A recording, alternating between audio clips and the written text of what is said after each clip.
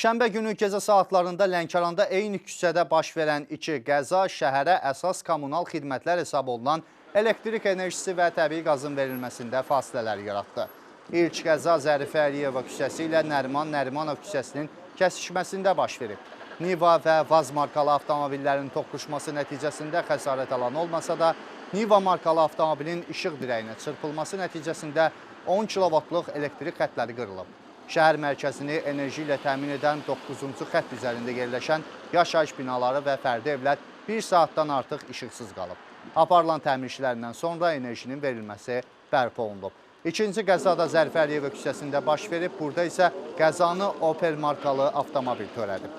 Belə ki, yüksək sürətlə hərəkət edən avtomobil idarə etməni itirib və orta təzyiqli qaz borusuna çırpılaraq aşıb. Sürücü 27 yaşlı Yusif Həsənov qəza nəticəsində yüngül xəsarət alsa da, qaz paylayıcı stansiyanın əsas boru kəməri sıradan çıxaraq ətrafa qaz sızdırmağa başlayıb. Yolda bir müddət avtomobillərin hərəkəti məhdudlaşdırılıb, əraziyə təcili olaraq Fövqəladə Hallar Nazirliyi və Lənkəran Regional Qaz İstismar İdarəsinin əməkdaşları cəlb olunublar. Bütövlükdə böyük bir ərazi qazsız qalıb. Şəhər ərazisində qazın verilməsi isə ertəsi gün 12:30-da bərpa olunub.